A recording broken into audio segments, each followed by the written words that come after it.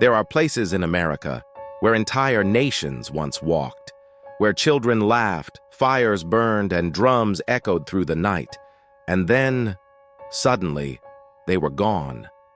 No battle, no disease outbreak, no trace of migration. Whole tribes vanished, as if erased from history overnight. Who were they? And what happened to them? The tribe that walked into the snow and never returned. Our story begins in the winter of 1879, near the frozen plains of Montana and Wyoming. The sheep-eater tribe, also known as the Totems, lived deep inside the mountains. Skilled hunters, quiet people, almost invisible to outsiders. On a cold morning, settlers reported smoke rising from Totems encampments. Later that week, the smoke stopped. A military scouting party traveled through the region. And what they found still confuses historians today. Tents were left standing, cooking pots still warm, fresh animal skins stretched for drying, tracks leading into the snow. And then, suddenly, nothing. No bodies, no sign of struggle, no direction of travel. It was as if dozens of people walked into the white wilderness and faded into thin air. Some believe a blizzard consumed them. Others suggest they hid deeper in the mountains, choosing to vanish rather than be found. But here's where the story gets darker. A year later, hunters reported hearing drums at night, far from any known village. Echoes of voices speaking in languages no one recognized. Shadows moving between trees, as if the tribe was still there, watching, but unseen. If they died, where are the remains? If they survived, why didn't they return? Or did they choose to disappear forever? The Anasazi, builders of stone, masters of silence. Now we travel south, 900 years earlier, to the high mesas of Chaco Canyon, New Mexico.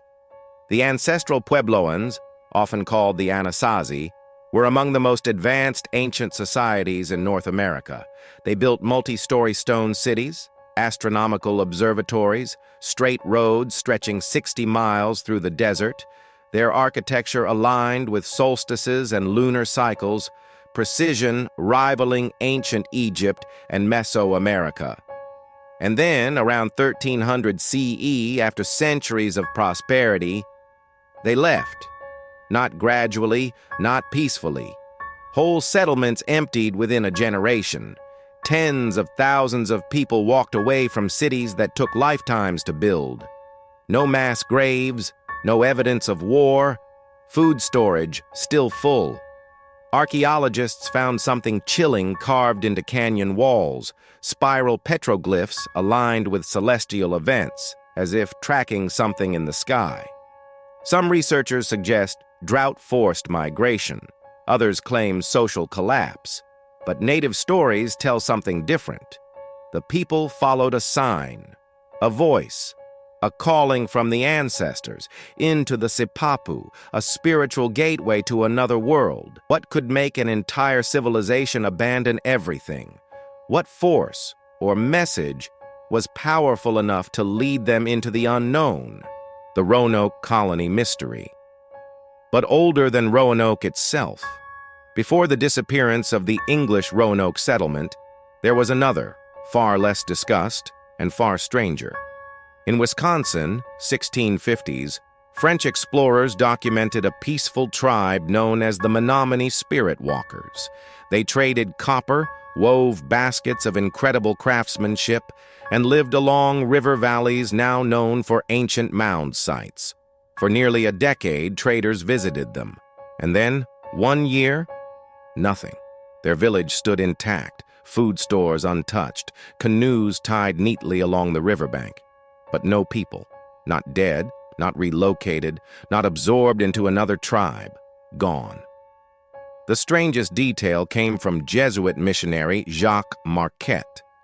He wrote that nights before the disappearance, tribal elders claimed to see tall figures of light walking across the river, silent as moon shadows. The spirit walkers believed these were ancestors calling them home. Historians dismiss it as myth, Yet local lore insists that some nights, under a silver moon, you can still hear songs along the riverbank, sung in a language no modern tribe speaks. Did they migrate or transcend? Did they vanish or evolve into something unseen? The tribe that returned as ghosts. Now let's travel to Nevada, 1850s, deep into the desert caves near Pyramid Lake. The Havmats Indians, described in early settler journals, lived along riverbeds, weaving tool reeds and crafting tools from volcanic glass. Friendly, quiet, avoiding conflict. Until the winter of 1858, when a nearby rancher claimed something impossible. The tribe packed no belongings, took no tools, left no footprints. They walked across a dry lake bed and vanished into a cave with no second exit.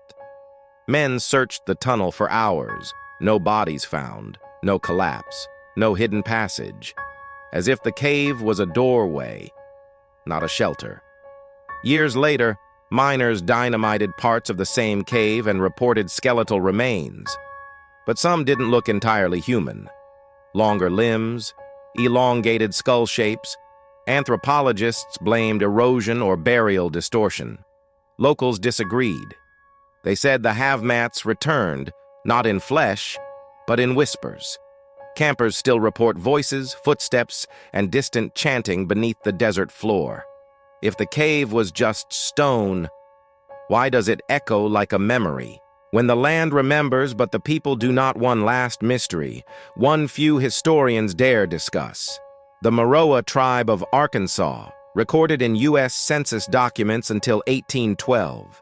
Population, around 400. 10 years later, 0.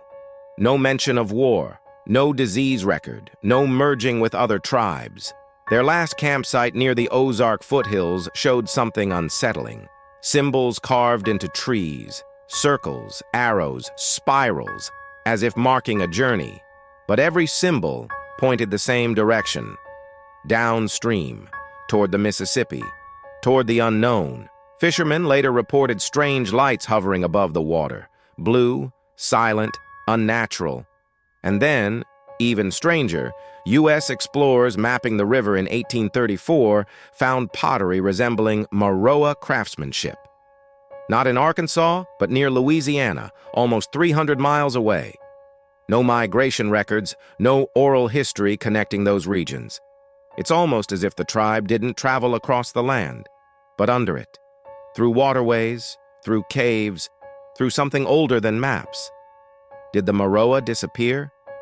Or did they follow a path older than time?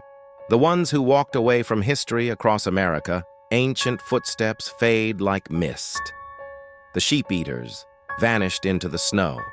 The Anasazi left stone cities without reason. The spirit walkers disappeared in silence. The Havmats entered caves no one could follow. The Maroa erased without war, famine, or migration. Different tribes, different eras. One chilling pattern: people do not simply vanish, unless something or someone calls them away. So we are left with questions that echo like drum beats across centuries. Did these tribes migrate unseen through land and rivers? Were their disappearances cultural or cosmic? Did they walk into myths or into another world? History remembers buildings, stone, metal, documents, but sometimes the greatest stories are the ones with no ending, no proof, no explanation, just footsteps fading into time. So tell me, what do you think happened to the tribes that vanished overnight? Were they lost to history, or did they escape it? Comment your theory below. I'm reading everything.